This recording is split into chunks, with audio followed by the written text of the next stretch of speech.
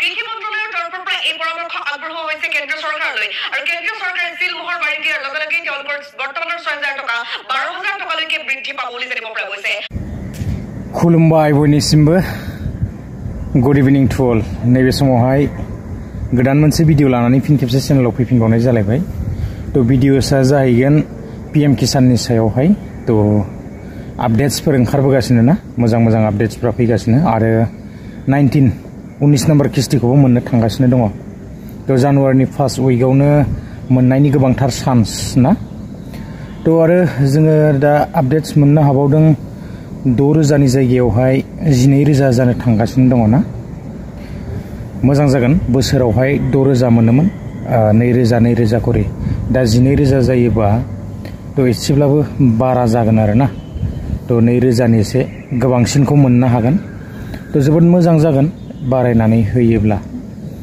तो जायफोरा मोनो नेनानै थायोब्लानो जाबाय आरो मोननो थांगासिनो दङ। बोसोर गोदानाबो फैनो थांगासिनो। तो जानुवारिनि फार्स्ट उइकआवनो ना गोबांथार चान्स दं आरो मोननायनि। स' लोगोफोर, आङो दिनैहाय बांद्राय गोलाव खालामनो सानाखै, बेसेखिनियावनो भिडिअखौ दोनथ'नोसै आरो आङो एसे क्लिप्सखौ होनानै होगोन आरो ना। तो 6,000नि जायगायाव 12,000 जायोब्लाथ' आरो 12,000 जायोब्ला गोबां मोजांनि बाथ्रा ना। तो जायफोरा मोनो जोबोद मोजां जागोन बा एसेब्लाबो खामानियाव फैगोन आरो ना। तो जियानो हक, बिदिब्ला लोगोफोर बांद्राय गोलाव खालामबाय थानो सानाखै, आङो पीएम किसाननि सायावनो आपडेटखौ लानानै फैनाय जाबाय।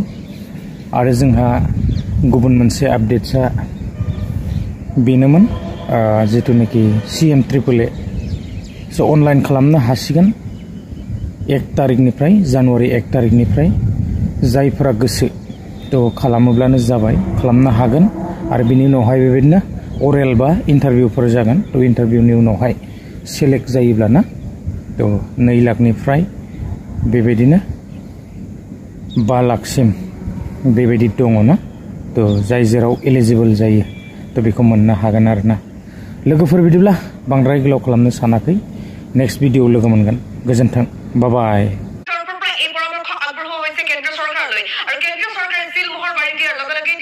বৰ্তমানৰ ৬,০০০ টকা ১২,০০০ টকালৈকে বৃদ্ধি পাব বুলি জানিব পৰা গৈছে।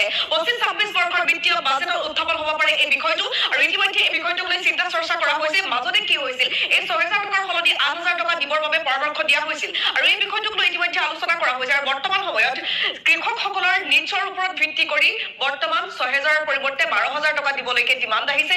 সমগ্ৰ দেশৰ প্ৰতিগৰাকী কৃষকৰ বাবে নিশ্চিতভাৱে এটা ভাল খবৰ। পীএম কিষাণ সন্মান নিধিৰ যিসকল হিতাধিকাৰী আছে তেওঁলোকৰ বাবে এটা ডাঙৰ